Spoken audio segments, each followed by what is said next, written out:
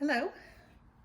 If you are a beginning sewist with little to no experience and have a Pfaff Creative 1467 sewing machine and would like some general instruction on how to use it, you're in the right place. I'm going to create a series of videos to show how to set up and operate the sewing machine. Now this is just a basic level introduction. This video, I'm just going to show you the basic parts of the machine and explain what they do. I'll create other videos to show how to properly thread the machine, the top thread and the bottom thread, and how to reload the bobbin, basic information like that. So to get started, this is my Pfaff Creative 1467 sewing machine. It came with a hard case that you can see here to the right. The case has a pocket in the front that has the instruction manual. It's very important for you to have this manual. If you do not have a copy of it, I highly suggest you go online and search for it. I was able to find one. I think it was on manualslib.com, and was able to download a copy of it in PDF form. And the pocket also contains the foot pedal and the power cord. Now, just to show you really quick, the case slides right on top. Put the handle straight up, holding both sides of the machine, and the case slides over it fairly simply like that for you to stow it away and keep it protected. So for now, let's take it off and I'll show you how to set it up. First thing I'll show you is the foot pedal has a retractable cable here, so you can pull it all the way out. And I guess as you pull it straight out, it'll retract back in, but as you pull it more down, it'll stay. So pull it out as far as it'll go, or at least as far as you need it, and it plugs into the side. Let me show you. So the cable plugs in on this side down here, oops, sorry, at the bottom, like that. And the power cable, oops, and here plugs into the back, which is right here.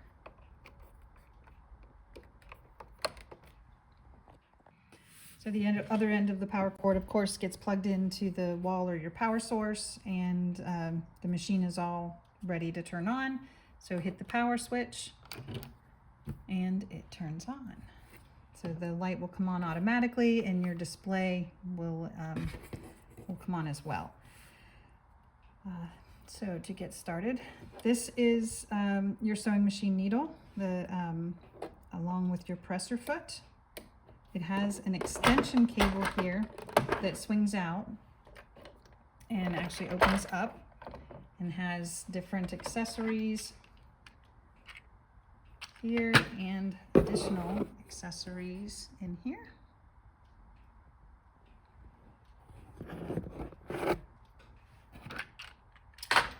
Sometimes you'll want to sew with the table closed up like this, so you have this surface. Other times you want it less, so you can actually swing it open and lift it up, and this actually removes and it just sits right back down. Over here you can see the hole that it just sits right down in and can swing.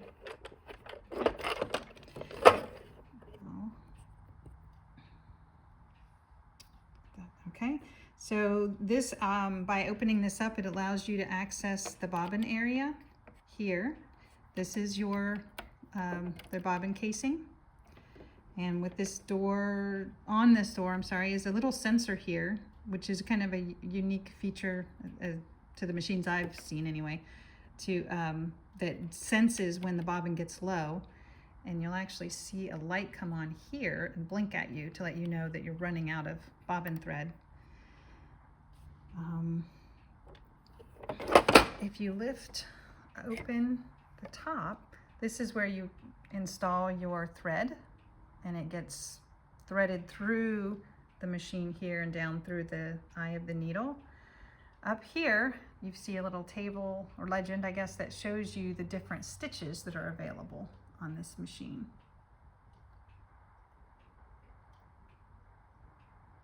The most common, of course, is your straight stitch or the zigzags. Whoops, sorry, straight stitch or the zigzag stitch. And right now this 0, 0 indicates straight stitch, and that's what this 0, 0 is indicating that it's on for straight stitch. The 2.5 is telling you that it's on a length of 2.5. The stitches will be that length. This dial, or this side here, will allow you to make a zigzag stitch of various widths, and in order to change that, you'll want to change this number to 10.